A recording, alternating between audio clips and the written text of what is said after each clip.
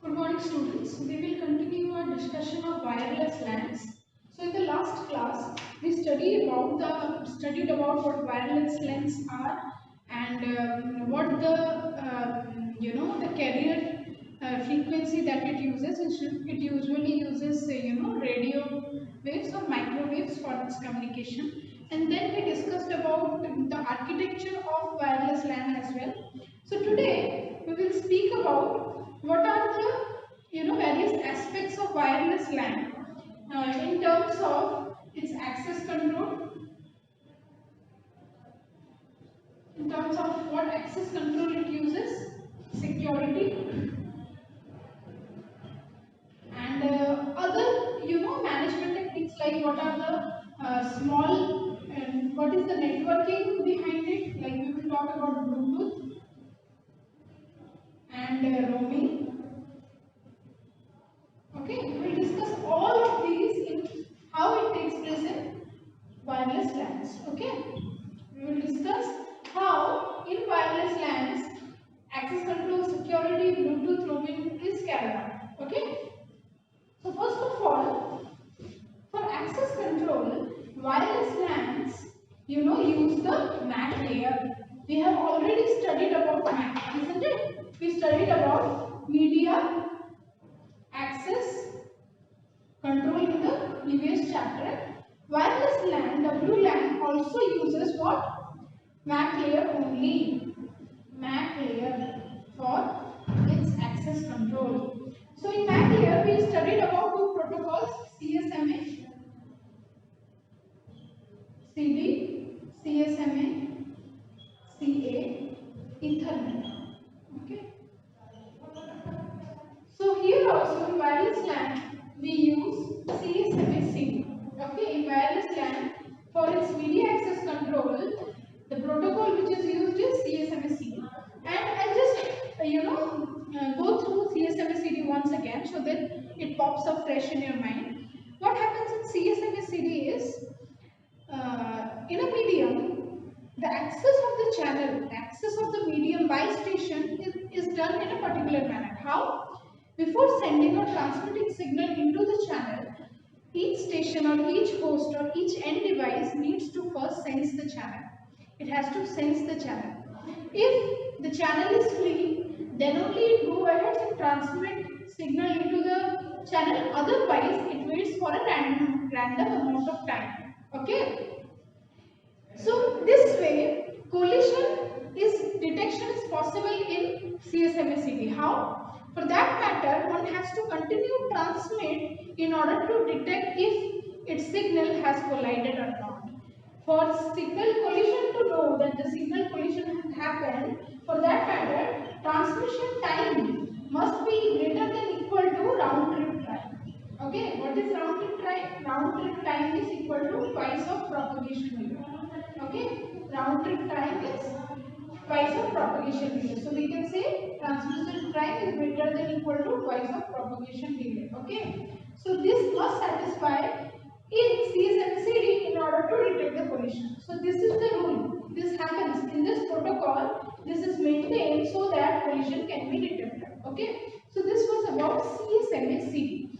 Wireless LAN for media access control uses CSMA/CD. Okay. So this was about media access control in wireless LAN. See, all you need to know is you have to remember things and keep it in mind that this thing happens in this protocol. Okay. This is then only if you remember things, if you understand things, then it is easier for you to answer the questions in the exam. Okay. Meanwhile, I will be always sending you notes. I will send you the entire note for mobile computing. Since it's a theory based subject, there is no coding involved here. So you have to understand and remember things. Okay. So next, coming to the next topic, we will talk about what is security in wireless LAN. How security is maintained in wireless LAN. So security is maintained through a protocol named WEP protocol in wireless LAN. WEP. Change.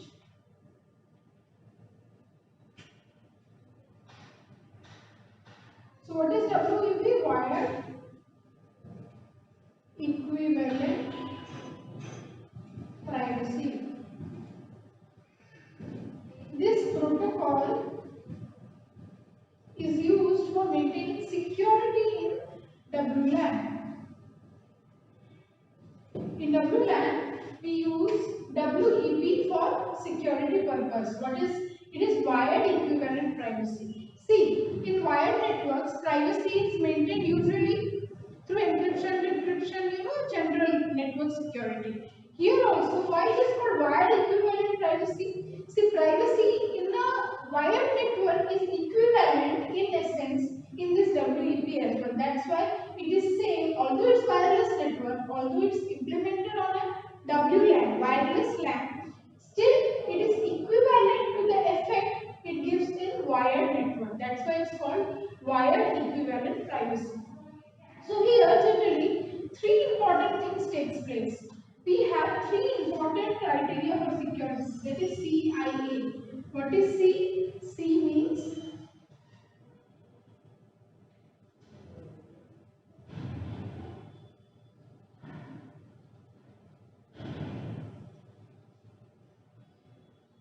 so what is C means? C means confidentiality. I means integrity. And A means availability. So these are the main criteria for, a secure network. Apart from that, we have authentication and non-repudiation.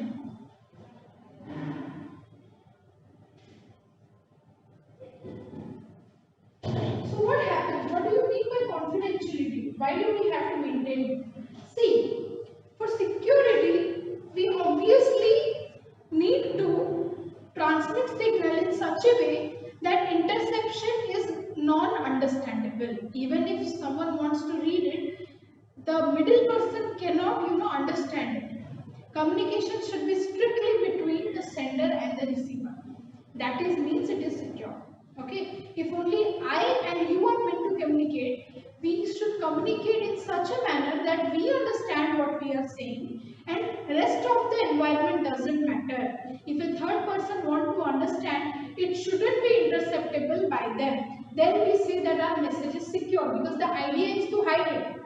Security means the idea is to hide it. That means no one else should be understanding things. It should be completely secure. Okay. So that's why we have these 5 properties to satisfy in order to say that yes, the communication is secure. So first point is confidentiality. What is confidentiality? Confidential means it shouldn't be revealed to someone else. So for confidentiality, what we do, we maintain the encoding of messages. Encoding of messages. Which is also called encryption. So messages or signals are encoded to maintain confidentiality. Now in network security, you will read or you might have read that we need to encrypt messages. And the message after encryption is called ciphered text. Okay. Plain text is what? As it is written, message is called plain text. When we encode it in some by mean by applying some keys, okay, there are various ways how to encrypt it. There are various type of, cryptography. We have public key cryptography, private key cryptography, okay. But the idea is to change the message somehow, okay. By applying some algorithm, we change the message. That is called ciphertext. And the process of changing a plain text to a ciphertext is called encryption, okay. So to maintain confidentially, we encrypt the message so that even if it reaches someone else, if someone in the middle tries to intercept it or read it, it will have no effect. We would still the message would be secure. Why? Because they do not know how to decrypt it. Only receiver at the receiver side, after getting the message, has the key or the reverse algorithm to decrypt it and generate plain text out of it. Understood? Only receiver knows how to decrypt it and generate plain text out of it. So the plain text is received at the receiver and receiver can read it. So this is how confidentiality is maintained. That is, no third person knows about what is being written or what is being communicated through the channel. Even though they can access it, they cannot cannot understand it. So the message is secure. So that's why we say confidential is maintained using encoding. Similarly, integrity. Integrity is also maintained. What is integrity? Integrity means changing the signal. Integrity means not able to change the signal. Integral means as it is. The message sent by the sender should be received by the receiver as it is without any change. Okay. So if there is no change, then we say it is integral. It has been maintaining its integrity. So integrity has to be maintained. That is, it shouldn't be changed. The message written by the given by the sender should reach as it is to the receiver. Okay, without any change. That's why we say integrity is also important. If the message is changed, is it secure? No, no, right? Because it is being miscommunicated somehow. Now, availability. Availability is also an integral part of security. Why? Because if the sender or receiver is not available, communication will not take place. Forget about secure communication. Okay. So availability is always required. If you want to securely communicate, suppose you want to share a secret with a friend. Okay. You ask him to come to this and this place so that it is secure, no one will be there and we can talk. But if the friend doesn't come, so what will happen? The friend is not available itself. Then can communication takes place? Forget about security. So that's why availability is also very, very important. Second is authentication. Authentication means that the receiver or the sender, the person, the end devices who are engaged in communication, whether they are the correct people or not. Taking the friend's example, if I ask that friend to come, do you know exactly, how can you check that this is the person I wanted to talk about? This is the person I want to talk with. Suppose the friend doesn't come and it sends someone else. Then should you be telling the secret to that friend? No, right? So you have a person at hand. You need to speak to him only. So in order to ensure that the parties involved in the communication are genuine party, we have authentication in place. Okay, to know that they are the genuine person that we want to talk to. Suppose we want to talk to ABC, then we must talk to ABC only. It shouldn't be shared with anyone else. Okay, not with XYZ, not with MNO. We have to talk to ABC only. Okay. So that's why to know that the parties that are engaged in communication are genuine or not, we have authentication in process. You also go through that. Suppose you have created or registered in have an account in some site, Flipkart. Then it always asks for login and password. Why? Because it wanted to know that you are that very same person or not. It is your account being used or not. That's why it asks for password. So we have verification, that is user ID password for authentication. This is how practically authentication is implemented. Then we have non-repudiation. Non-repudiation is also a part of security. What is non-repudiation first of all? Non-repudiation means that if someone says something, someone has communicated something, it shouldn't be the case that he should retaliate back that no, I haven't said that. Okay, suppose I, ask you for money, that give me 5 lakhs. Okay, and you send me 5 lakhs. After few days I said, I will say no, I haven't taken 5 lakhs from you. So if such a case happens, is there any reliability? Because someone lost 5 lakhs and now you are saying that I haven't taken 5 lakhs from you, I won't return you. So this is a grave situation. This is a blunderous situation. It shouldn't happen. So that's why there must be a proof or signature which says that yes, you have taken 5 lakhs from him. It is written there or there is record of it. So that's why you cannot repudiate it. You cannot just say that no, I haven't. You cannot lie about it. Okay. So that is the case of non-repudiation. That means non-repudiation should be present. There must be a way or a mechanism to ensure that whatever you have done, that is recorded and you cannot lie or turn your back on it. Okay. To maintain that, we have non-repudiation. Otherwise, it will be totally unsecure if people keep repudiating. If people do things for their own selfish agendas and then they retaliate and their back on that no, we haven't done such a thing, then it will not be called a secure environment. So to maintain security, we also need non-repudiation. Okay. So I hope you understand how security and what are the important aspects of security in this. Okay. Now we will understand about how synchronization takes place in wireless LAN. The next topic is what is synchronization.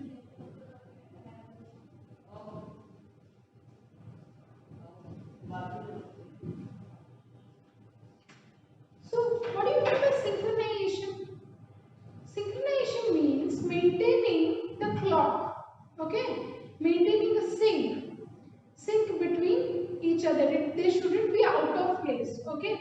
So if I am working in such a manner, suppose for a simple real life example, if we are meant to do a work together and there is a dependency on you, that if you do not complete your work, I cannot start. Suppose I say that we are creating a stack of books.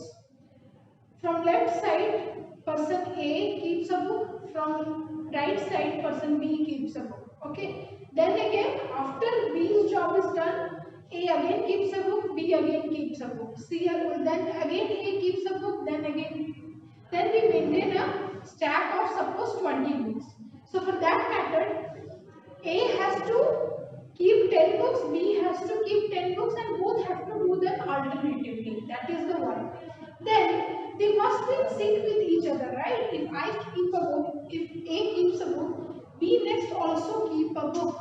We must realize that now I have to do my work. After B completes, A has to complete it work. So this is called they are working in sync with each other. They are synchronized. Okay. Similarly, in a network, access point maintains various nodes. Okay.